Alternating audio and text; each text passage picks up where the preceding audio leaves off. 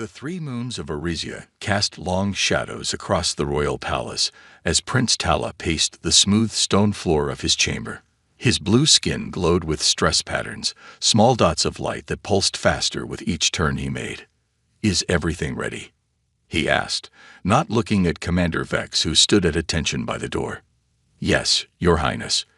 The transport ship will arrive within the hour. The human ambassador waits at the spaceport." Tala stopped and looked out the crystal window. The capital city spread below, its buildings shimmering with the bioluminescent technology of his people. He had worked for months on this plan, and now the moment had come. "And my sister, how does Princess Lyra feel about all this?" Commander Vex shifted his weight, his armor making a slight clicking sound. "She accepts her duty to the Empire. She has packed her royal items and is saying goodbye to her handmaids." Tala nodded. Poor Lyra. The royal doctors had declared her barren last season, a devastating blow for an Arisian royal. In their culture, royalty existed to continue the bloodline. A princess who could not bear children had little value except as a political tool. The human truly agreed to these terms? Tala asked. "He understands that she cannot give him children." Ambassador Reed accepted immediately, Vex replied.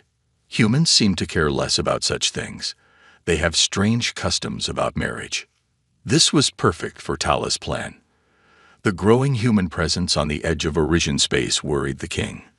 This marriage would create a bond between their peoples without risking the royal bloodline. The humans would feel honored by receiving a princess, never knowing they were given damaged goods. "Does father still approve?" Tala asked. "King Vorn believes this is the best use for Princess Lyra now. He signed the final papers this morning." A soft knock at the door interrupted them. When it opened, Princess Lyra entered. Her royal markings glowed softly against her blue skin, patterns that showed her high birth. Unlike her brother, she kept her emotions hidden, her face calm and still. "Brother," she said with a small bow, "I came to say goodbye." Tala crossed the room and took her hands in his. "This is not goodbye forever, Lyra. You will visit for royal functions, and I will come see you in the human territories." Lyra's silver eyes studied his face. "We both know that's not true. Once I leave, I become a human's wife. The court will forget me." "The human seems kind," Tala said quickly. "Ambassador Reed has been on Arisia for 2 years. He speaks our language well and respects our customs. I'm sure he's very nice for a human." Lyra said, her voice flat. "At least my failure will serve some purpose." Tala squeezed her hands. "You have not failed, sister. The doctors might be wrong." "They tested me 7 times, she replied. "My body lacks the royal fertility factor. I cannot continue our line." Commander Vex cleared his throat. "Princess, the transport awaits. We must leave soon to meet the schedule." Lyra nodded and pulled away from her brother. "At least humans don't glow when they're sad," she said, looking down at her own skin where small dots of light betrayed her sorrow. "Perhaps that will make things easier." As she turned to leave, Tala called after her. "The human world has beautiful sunsets, I hear. 2 suns instead of 3 moons." Lyra paused at the doorway. "Maybe there, being different won't matter so much." After she left, Tala returned to the window. His plan was perfect. The human got a royal wife, improving relations with Earth. The Arisian court removed the embarrassment of a barren princess, and Lyra would have some purpose, even if not the one she was born for. Everything would work out for the best. What could possibly go wrong? James Reed stood alone at the spaceport, watching the Arisian royal transport descend from the orange evening sky. His heart beat faster as the sleek silver ship touched down, its engines humming softly before powering down. 5 years studying the Arisian culture had led to this moment. 2 years serving as Earth's ambassador on their world had earned him respect, but this marriage would change everything. The humans needed this alliance. The Arisians controlled trade routes that Earth desperately wanted access to. "Nervous?" asked Marcus, his aide who approached carrying 2 cups of coffee. James accepted 1 cup with a nod. "Wouldn't you be? I'm about to marry an alien princess I've only seen in official photos. An alien princess they don't want. Marcus reminded him quietly. The reports from our spies are clear. She's considered damaged goods because she can't have children. James frowned. That's their mistake, not hers. The ship's door opened with a soft hiss. Royal guards in silver armor filed out first, forming a path. Then she appeared. Princess Lyra stood tall and proud at the top of the ramp. Her blue skin caught the sunset light, making her royal markings glow like delicate jewelry embedded in her flesh. Her silver eyes scanned the small welcoming party until they found James. He stepped forward and bowed in the Orisian style, right hand over his heart, left extended palm up. Welcome to Earth, Princess Lyra. I am James Reed. She descended the ramp with perfect grace, her long formal robes flowing around her. Up close, he could see she was taller than him by several inches, like most Orisians. Ambassador Reed, she said formally, placing her hand in his outstretched one. Her skin felt smooth and slightly cooler than a human's. I bring greetings from King Vorn and the Orisian Empire. James smiled. Please, call me James. We're to be married tomorrow, after all. A small pulse of light ran across her facial markings, betraying surprise or perhaps discomfort. As you wish, James. I've arranged quarters for you in the diplomatic tower. Would you like to rest after your journey? Or perhaps you'd like to see some of the city first. Lyra glanced at the Earth sunset painting the clouds pink and gold. Your world has beautiful colors, she said softly. For the first time, James saw something beyond royal formality in her expression. The quarters can wait, he decided. Let me show you the botanical gardens. The night-blooming flowers are opening soon. An hour later, they walked among exotic earth plants. Lyra stopped often to examine flowers and trees her world didn't have. Her royal guards kept a respectful distance, allowing them some privacy. May I ask you something, James? She said as they paused beside a small pond. Anything. You know why they sent me, don't you? Why my father agreed to this marriage. James met her silver eyes. I know what they believe about you. That I'm barren, useless for continuing the royal line. Her markings pulsed with emotion she tried to hide. Yet you agreed to marry me anyway. Why? Political marriages happen for many reasons, James said carefully, and humans don't view these things the same way Orisians do. Lyra studied him with those otherworldly eyes. What aren't you saying? James smiled gently. Your doctors tested you with Orisian genetic material, correct? 7 times, she confirmed. But never with human genetic material. Lyra's markings flashed with surprise. What are you suggesting? Just that different species have different biology. What makes you incompatible with Orisian males might not matter with humans. She paused, considering. That's impossible. Our species are too different. James shrugged. Maybe. Maybe not. We've never tested it. For the first time since her arrival, Lyra smiled. It transformed her face from regal to beautiful. You're either very clever or very foolish, James Reed. I've been called both, he admitted. Which would you prefer your husband to be? Her markings pulsed with what he now recognized as amusement. Perhaps a bit of both. 6 months passed since the wedding ceremony that united Princess Lyra of Orisio with Ambassador James Reed of Earth. Their marriage had started formally, almost coldly, but grew warmer with each passing week. The public appearances required of them became less of a duty and more of a joy as they learned each other's ways. On this particular morning, Lyra woke feeling strange. Her body felt different, heavier somehow. The sensation had been growing for weeks, but today it was impossible to ignore. James, she called, her voice uncertain. Something is wrong with me. He appeared in the doorway of their bedroom, concern written across his face. What is it? I don't know. She placed a hand on her abdomen. I feel changed. James sat beside her on the bed. You've been tired lately, and your eating habits have changed. Do you think it's an illness? Lyra asked. Perhaps I'm not adapting well to Earth's atmosphere. A strange look crossed James's face, hope mixed with worry. I think we should visit Dr. Patel at the medical center. 2 hours later, Lyra lay on an examination table while Dr. Patel, a human female with kind eyes and steady hands, moved a scanning device across her blue skin. "This can't be," Dr. Patel whispered, staring at the screen. "What is it?" Lyra asked, fear making her markings pulse rapidly. The doctor turned the screen so both Lyra and James could see the image. "Princess, you're pregnant, approximately 12 weeks along." Lyra's silver eyes widened in shock. "That's impossible. I was tested 7 times by the royal physicians. I cannot bear children." James took her hand. "You couldn't bear Orisian children," he corrected gently. "But as I told you when we first met, human biology is different." Dr. Patel nodded. "From what we can see, the Orisian female reproductive system requires certain hormones that Orisian males produce. Humans don't produce these same hormones, so your body didn't reject conception. A baby." Lyra whispered, her free hand moving to her stomach, where a slight swelling was now noticeable. "Our baby." James smiled. "Half human, half Orisian. The first of its kind." Lyra's markings suddenly glowed brighter than James had ever seen, pulsing with joy and wonder. Then, just as quickly, they dimmed. "My father," she said, her voice hollow. "The royal family. They will demand answers." "Let them," James said firmly. "This changes everything, Lyra. You're not barren. You never were."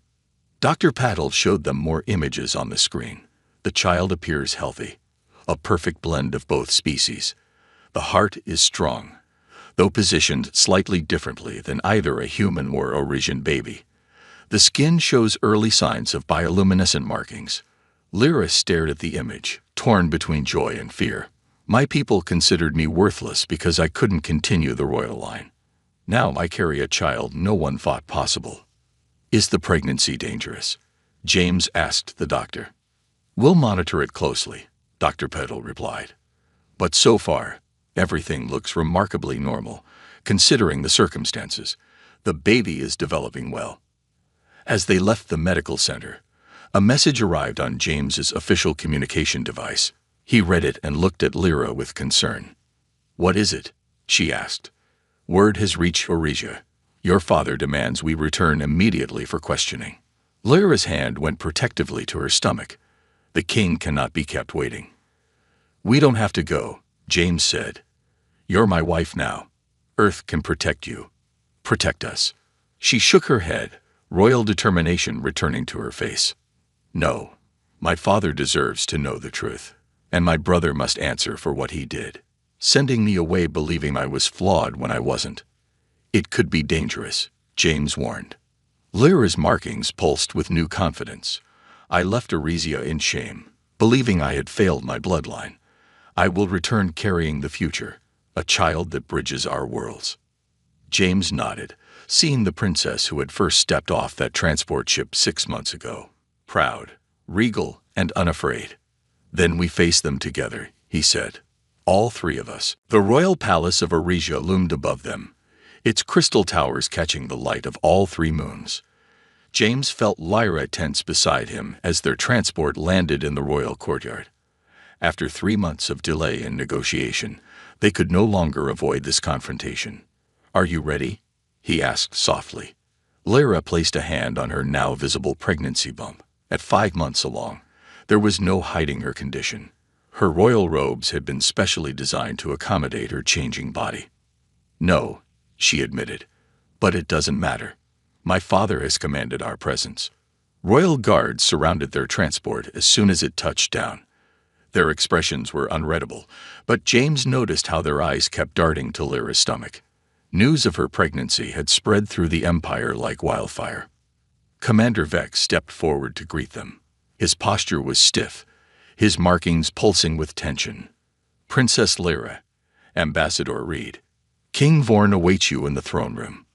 They walked through familiar hallways that now felt foreign to Lyra.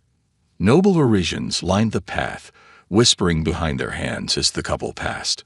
Some looked disgusted, others curious, and a few seemed almost hopeful. "They stare as if I'm carrying a monster," Lyra whispered. "You're carrying the unknown," James replied.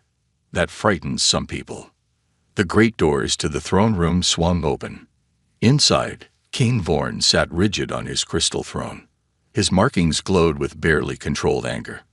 Prince Tala stood to his right, his expression carefully neutral.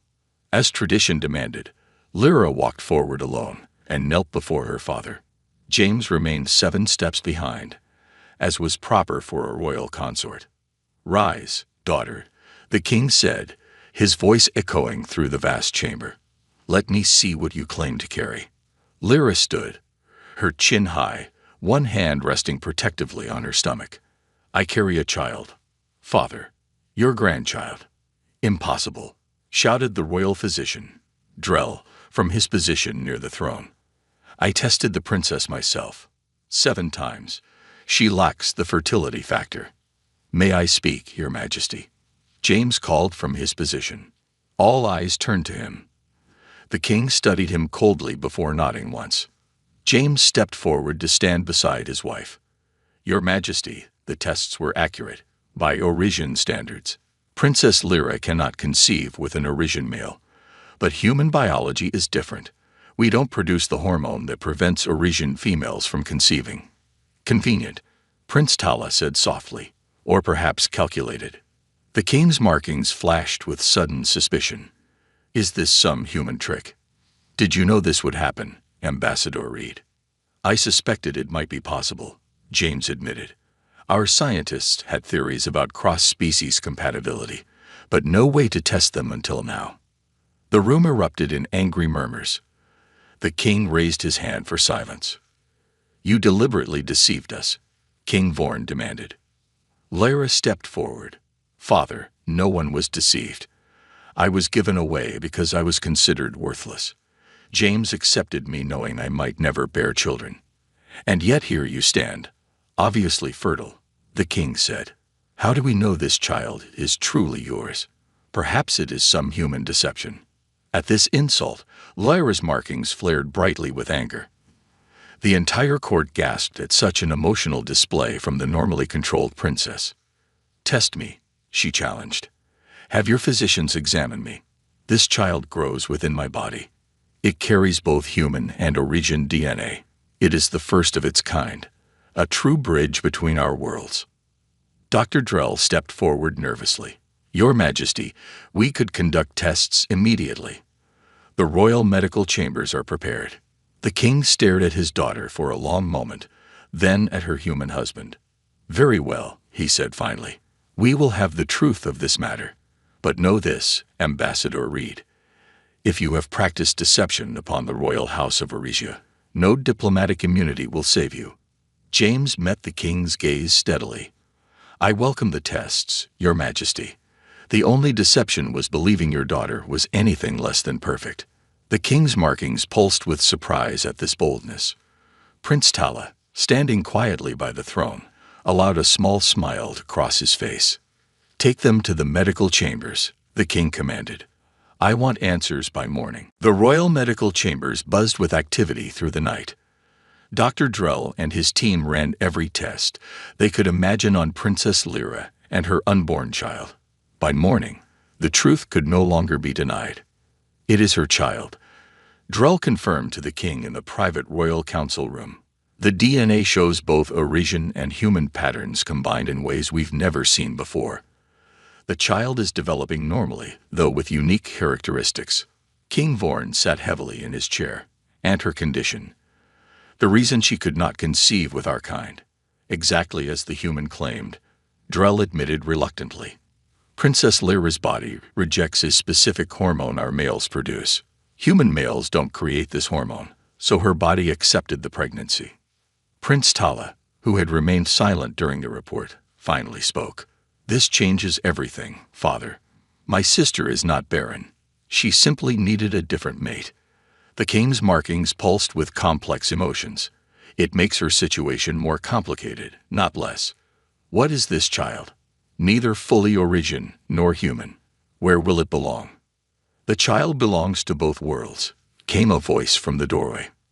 They turned to see James standing there, his face showing the strain of a night spent watching over his wife during the endless tests. "Ambassador," the king said coldly, You are not invited to this council. Perhaps he should be, Prince Tala suggested. This matter concerns him directly. The king waved a hand impatiently, allowing James to enter. The test confirmed what I told you, James said. Princess Lyra carries our child. A new kind of life, but a natural one. Natural. The king's markings flashed with anger. There is nothing natural about this. In all our history, Orisians have never bred with other species. Because you never tried, James replied simply. Or because those who did were hidden away, as you planned to hide Lyra. The king rose to his feet, his royal markings glowing fiercely. Watch your tongue, human. You may have married my daughter, but you know nothing of our ways. Before James could respond, the council room doors burst open. A royal messenger rushed in and bowed deeply. Your Majesty, there are crowds gathering in the capital square. Word of Princess Lyra's condition has spread throughout the city. The people demand to see her. What kind of crowds? Prince Tala asked sharply. Angry ones. The messenger shook his head. No, Your Highness. They're celebrating. They're calling it a miracle, a sign that Orisians can expand beyond our current limitations. The king sank back into his chair, his markings dimming with shock. Celebrating. This makes no sense. Prince Tala moved to the window and looked out over the capital city. It makes perfect sense, Father. Our empire has not expanded in 3 generations. Our population growth is stagnant. Many families struggle with fertility issues. Now suddenly, there's new hope. Hope based on mixing our royal blood with aliens. The king demanded. Hope based on finding new solutions to old problems. Tala corrected. The conservative nobles will oppose this, of course. But the common people, they see potential. James watched this exchange with growing interest. The political landscape was shifting before his eyes. Where is my daughter now? The king asked. Resting in her old chambers, James replied. The tests were exhausting for her. Prince Tala turned from the window. Father, we must decide how to respond to this situation. And quickly. Half the noble houses are demanding Princess Lyra and her human be exiled for this abomination. The other half want to study what they've accomplished. And what do you recommend, my son? The king asked, studying Tala's face. Embrace this change, Tala said firmly. Present Lyra and her child as the future of our people. Show the empire that the royal house leads the way into a new era. The king's markings pulsed with uncertainty. The old ways have served us well for thousands of years. The old ways brought us to stagnation, Tala countered.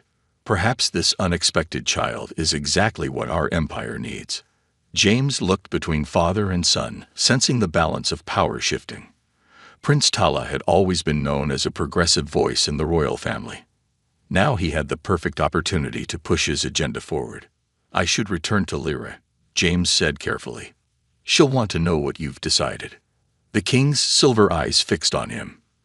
Tell my daughter nothing has been decided yet, but she will appear before the people tomorrow. They deserve to see this miracle, or abomination, for themselves. 4 months passed since their return to Orisia. The political storm continued to rage through the royal court, but Princess Lyra had found an unexpected ally in her brother, Prince Tala. With his support, she and James had been allowed to remain in the royal palace to await the birth of their child. Today was that day. The palace halls echoed with urgent footsteps as servants rushed back and forth. Princess Lyra had gone into labor in the early morning hours, and now both Orisian and human medical teams worked together in the royal birthing chamber. James paced outside the chamber doors, his face tight with worry. On Earth, he would have been at his wife's side. But Orisian tradition kept fathers away until after the birth. Sit down, Ambassador, Prince Tala said, watching from a nearby bench. Your pacing helps no one. On Earth, husbands stay with their wives during childbirth, James explained, not stopping his movement. Another strange human custom, Tala remarked. Yet not without merit, perhaps. A servant rushed past, carrying clean linens into the birthing chamber. Through the briefly opened door, they heard Lyra cry out in pain. James stopped pacing and turned toward the sound. I should be in there. To his surprise, Tala stood and approached the guards at the door. "Let him enter," he commanded. The guards looked uncertain. "But Your Highness, the traditions." "This is not a traditional birth," Tala said firmly. "Let him enter." Inside the chamber, Lyra lay on a special birthing bed. Her blue skin was pale, her markings pulsing rapidly with pain and effort. Dr. Petal from Earth worked alongside Dr. Drell, monitoring equipment from both worlds. "James." Lyra gasped when she saw him. She reached out a trembling hand. He rushed to her side, taking her hand in his. "I'm here. I'm not leaving you." Dr. Petal looked up in surprise. "Ambassador, Orisian protocol allows you in here." "Protocol has changed," he said simply, focusing on his wife. The next 2 hours passed in a blur of pain and effort. The medical teams worked together, confronting challenges neither had faced before.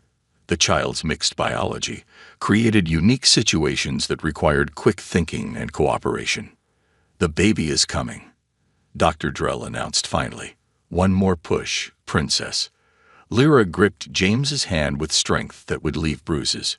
She cried out, a sound that echoed through the royal palace, and then it was done. A new cry filled the room. Smaller, higher, but strong. "A girl," Dr. Patil announced, holding up the infant for them to see. A healthy baby girl. The child was remarkable. Her skin was a lighter blue than pure Orisian's, and already they could see faint luminescent patterns forming across her tiny body. But unlike Orisian markings, which followed strict genetic patterns based on family lines, these markings swirled in new, never-before-seen designs. "She's beautiful," James whispered, tears streaming down his face.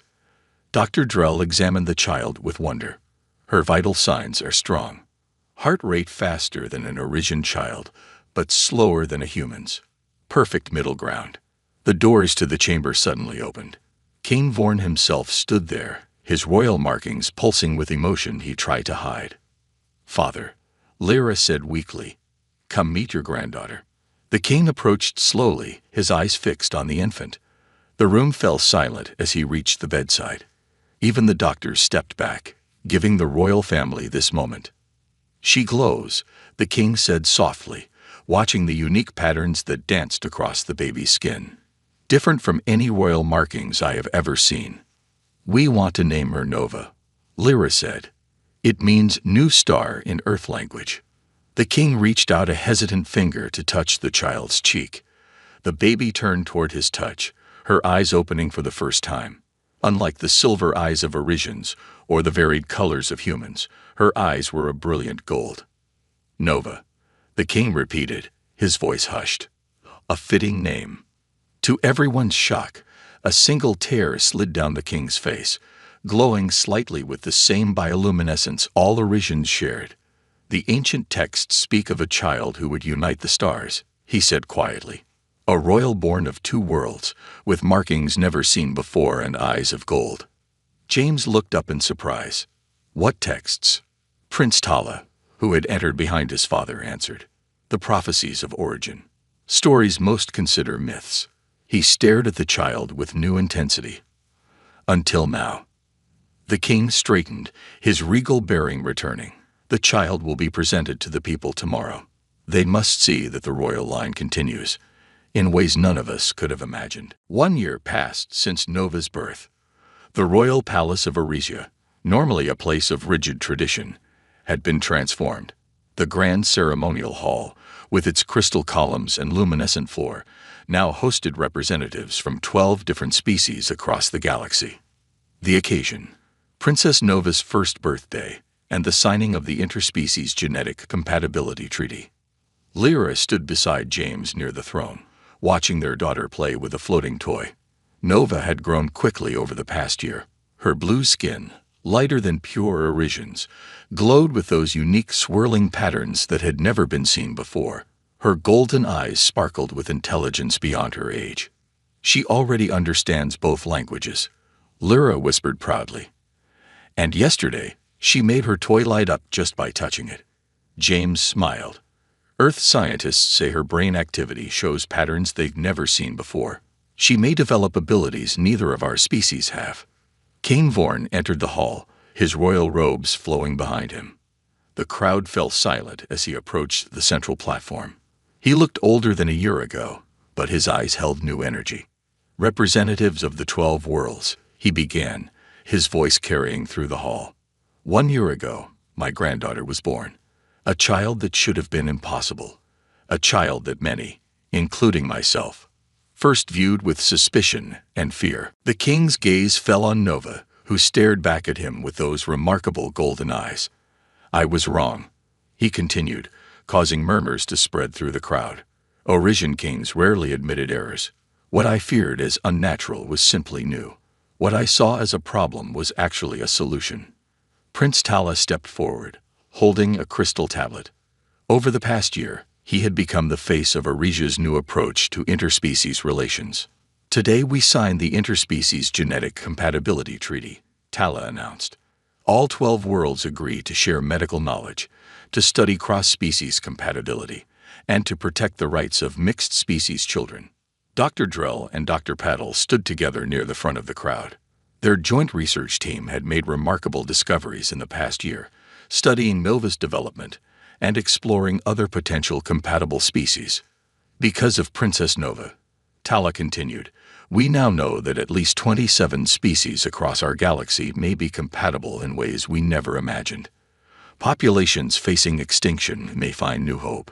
Medical treatments thought impossible are now being developed."